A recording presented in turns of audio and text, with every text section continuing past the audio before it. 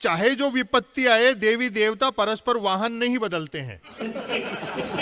कि सरकार A1 चल रही है। उन्होंने हंसते हंसते कहा और कहते कहते हंसे। A1 नहीं, A4 कहिए। A4 अंबानी, अडानी, अमित शाह, अजीत डोभाल। नोटबंदी हो या लॉकडाउन, मेक इन इंडिया हो या आत्मनिर्भर भारत, मोदी जी ने ऐसे ऐसे धमाके किए हैं कि पटाखों का मार्केट बैठ गया।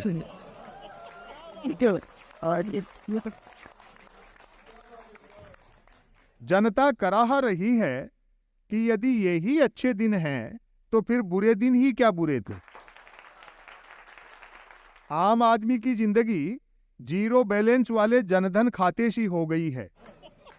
दो नेताओं की जुगलबंदी ने देश को बिग बॉस के घर में बदल डाला और दो पूंजीपति केबीसी खेल रहे हैं।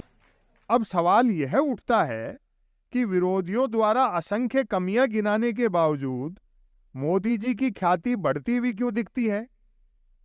तो जनाब, सब ब्रांडिंग का खेला है। मूर्ति खंडित हो जाए तो एंटीक मान ली जाती है। हालांकि देश की कमान विकास पुरुष के हाथों में हो और विकास न हो, ऐसा हो नहीं सकता। 6 सालों में 6 क्षेत्रों में खूब विकास हुआ है। बेरोजगारी, धर्मांधता, राष्ट्रवाद, झूठ, 2 कुबेरों की कमाई और प्रधानमंत्री की दाढ़ी।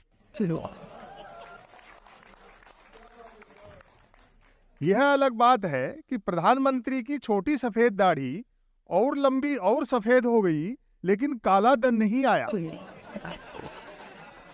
आर्थिक मंदी का यह हाल है कि नोटबंदी को मास्टर स्ट्रोक बताने वाले सेल्फी भी ग्रुप में लेने लगे हैं। पहले नोटबंदी और उस पर तालाबंदी ने तीज त्योहार फीके कर डाले। अब की दशहरे पर खरीदारों ने रावण को मेघनाथ की कीमत में भी नहीं पूछा। जिस रावण को राम के हाथों मरना था, वह मंदी की मार से मारा गया। घरेलू गैस सिलेंडर पर सब्सिडी खत्म कर दी गई। घरेलू गैस सिलेंडर 700 के आसपास नोट आउट है और पेट्रोल की कीमतें सेंचुरी ठोकने वाली हैं।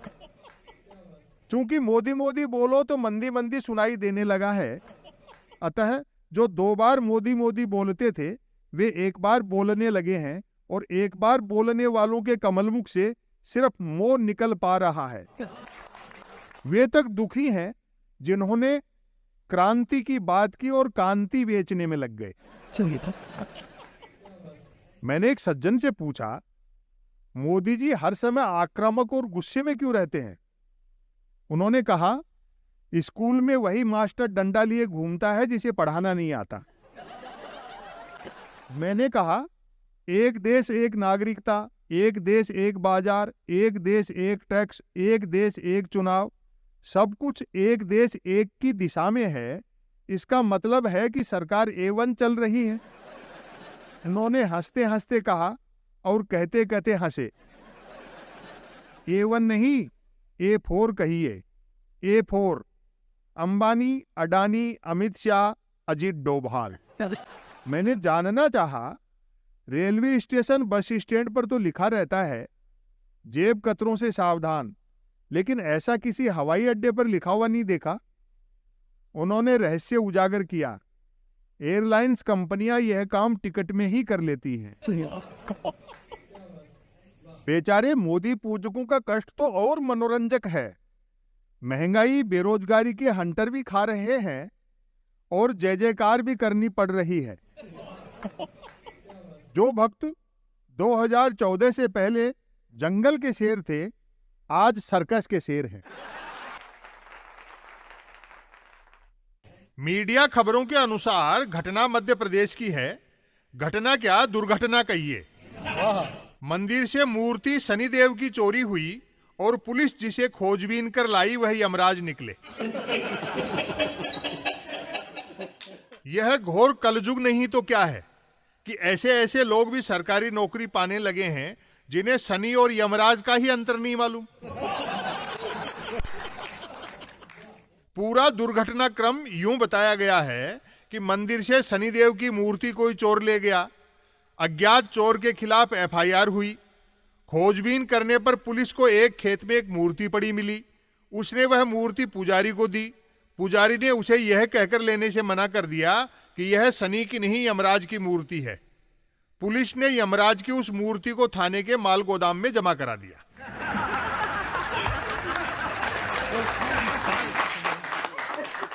दो देवताओं के साथ बड़ी अघट घटी।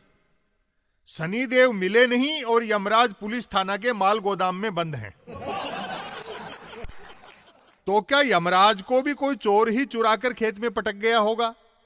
चोर ने यमराज को चुरा तो लिया होगा, लेकिन असलियत पता चलने पर उसके हाथ पांव फूल गए होंगे कि मैं उसको क्यों बेवक्त उठा लाया, जो वक्त आने पर हर एक को उठाता है। यह भी हो सकता है यमराज के साथ चोर ने नहीं, उसके वाहन ने चोट की हो। यमराज का वाहन भैंसा है, खेत में चरने छोड़ा होगा। पेट भरने के बाद स्मृति क्षीण हो ही जाती है। चर चरा कर मालिक को छोड़ छाड़ कर निकल लिया। शनिदेव वाले चोर को पुलिस ने यह सोचकर ढूंढने की कोशिश नहीं की होगी कि जो शनि से नहीं डरा उसका पुलिस भी क्या बिगाड़ लेगी। छोड़ो, ऐसे चोर से तो अब यमराज ही निपटेंगे।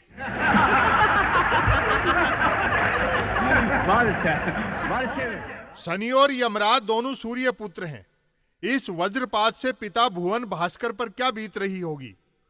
दो भाइयों के एक साथ संकट में पड़ने पर परिजनों का दुख वही समझ सकता है जिसने हिंदी फिल्में देखी हों।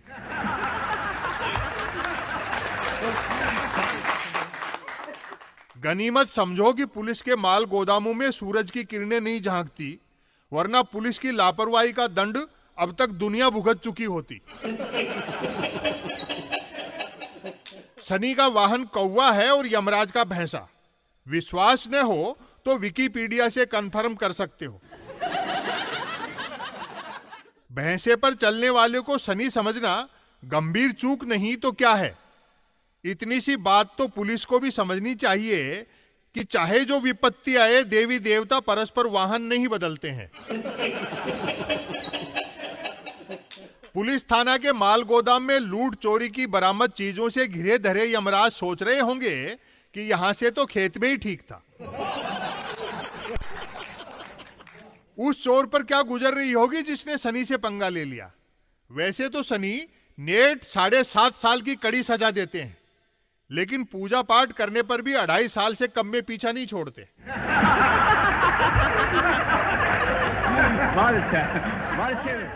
आम आदमी पुलिस थाना जाते में पहले ही बहुत घबराता है। अब तो उस थाने में शायद ही कोई जाए जहां यमराज तक माल गोदाम में बंद है। सवाल यह उठता है कि आखिर पुलिस ने यमराज को शनि कैसे समझ लिया। पहचान का संकट क्यों आया। माफियाओं का पीछा करते हुए पुलिस वालों का यमराज से भी कभी न कभी तो पाला पड़ा होगा।